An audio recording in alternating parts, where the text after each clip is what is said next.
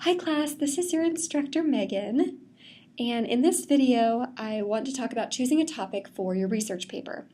Now first, before we do that, I want to talk about what a research paper is. It's going to be difficult for you to choose a topic if you're not entirely sure what you're going to do with that topic. So let's talk about research papers and how they're made.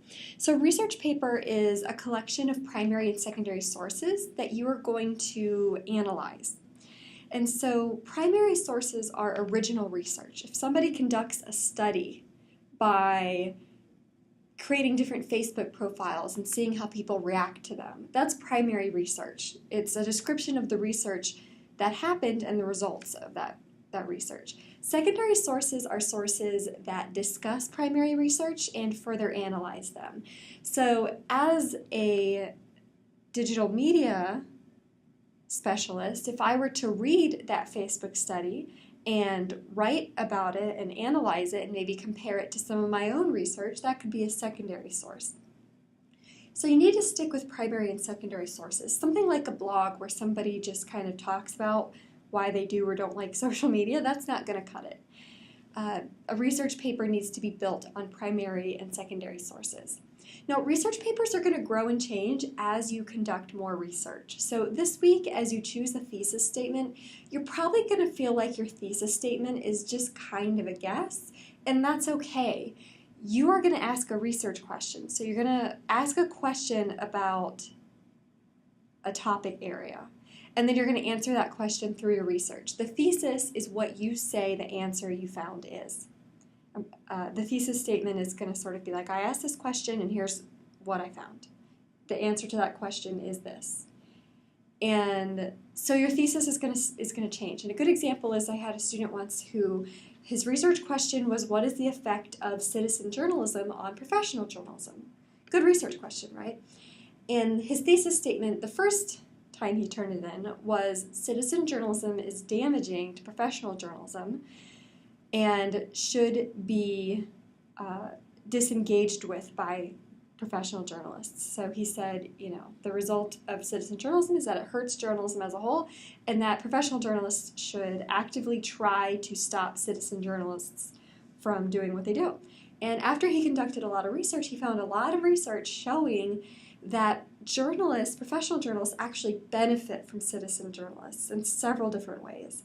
And so he changed his thesis to say something along the lines of citizen journalism increases the ability of professional journalists to do their job in an effective manner, and professional journalists should therefore foster and interact with citizen journalists. So if it changes, if your thesis changes, that's okay. It should change if you find evidence that doesn't support what your statement was the first time you turn it in. Now, research papers also further the field in which they are written, so they're not just summaries. You need to take all of these sources and combine them together and sort of tell us what comes out of that. Based on all of these primary and secondary sources, what might we conclude, and what might that mean for that field of study? So research papers are not just summaries of what is known about a topic, although that will be part of your paper. The literature review is a summary of what is known about a topic. So you will write that portion of your paper, but that's not all the paper is. And research papers are not your opinions on a topic. And I want to emphasize that now. If you write in your paper, I don't agree because I don't think that's right, that's your opinion, and I really don't care about your opinion. If you disagree because you have research that disagrees with the statement, that's fine. You can bring in research. You're sort of pitting different researchers against each other in these papers and saying what you think the outcome is based on that research, but not just your opinion. I like sports, so I think sports journalism should be where all the money goes. No one cares about that opinion. If you can show research suggesting that putting money toward the sports desks of a journalistic outlet increases, revenue or something like that, then tell me that, but don't just state your opinion.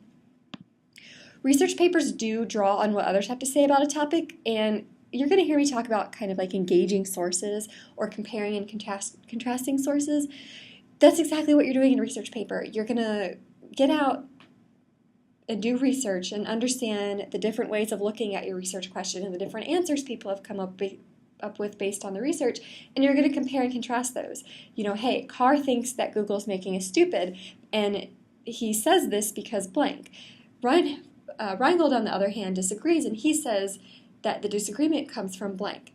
So you're going to explain the different aspects of research and why some sources agree and why some sources disagree.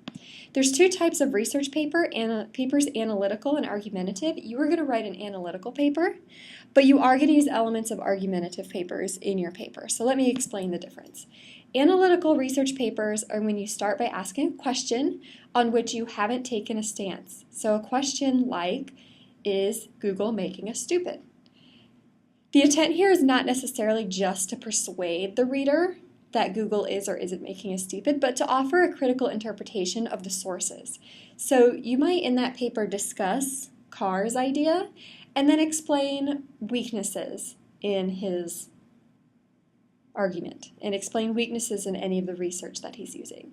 So you're going to persuade a little bit, but mostly you're just trying to interpret these sources to support a particular analysis of a topic. So maybe you say, you know, Carr's research is flawed for these reasons, which suggests that perhaps we ought not to completely believe everything in that theory.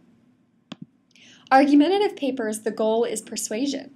And argumentative papers aren't going to have a lit review that summarizes the prior research. They're just going to go straight into convincing the reader to take a stance on a topic. So the thesis statement has to be debatable, and it's going to use evidence, but it's not predicated on a summary of evidence. Argumentative papers, this was in the last slide, they use evidence to support their thesis statements. So the difference between thesis statements for analytical and argumentative might be something like an analytical paper that asks the research question, how is internet video capability affecting network television? The thesis statement for an analytical paper might say that the increase in TV capabilities online is threatening TV networks, and as a result, TV networks should actually embrace internet channels and use online video. You know, if you can't beat them, join them. An argumentative paper would be all about persuasion, and the thesis statement would be something like TV networks should abandon cable in favor of internet channels. So in the argumentative paper, you're not really giving a whole background on this area of study as you would in an analytical paper. So the analytical thesis statement necessarily requires that we kind of say what's happening. So the increase in TV capabilities online means that the internet actually is a threat to TV networks. We can see that in the research.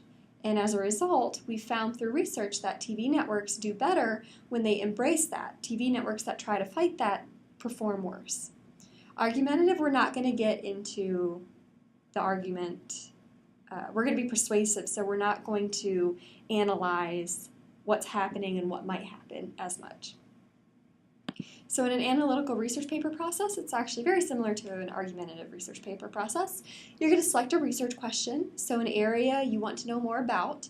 You're going to conduct research on that area. You're going to organize what that research says so we know and understand what is known about a topic already, and then you're going to look at what we don't know. So going back to the TV example, it's not quite clear whether TV networks really can survive by embracing internet channels. That's something we are kind of in the middle of right now, finding out. So that's an area that's not known. So you're going to organize evidence about what's not yet known. So you're going to find as much evidence you can to suggest what might happen. And then you're going to develop your thesis statement, which should include both what is known and what is not known. You're going to write your paper. So as far as choosing a topic, in this class, you want to ask a research question about social media. So look through the course folders. You'll see lots of keywords: location-based services, curation, community engagement. Think about how you might apply that to a career you're interested in or to your major. So I'm a journalist. My background is in journalism. I'm also a designer. So I might ask a question about location-based services in journalism.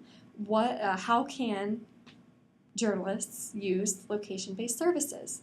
And then I might find several ways that they're using them now, and I might find some research suggesting ways that we ought to use location-based services in the future.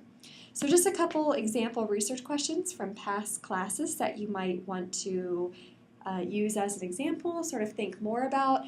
Here's a question, what is the effect of social media back channels on civil unrest? Great question for a political science student. You might take that as an example and apply it to your own field. So what is the effect of social media back channels on public relations messages?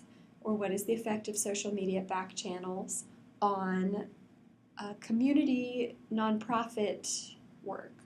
So think about something in social media in your field that you don't know about, that you're curious about. You want to know what the future of this thing is. And that's a great research question to start with.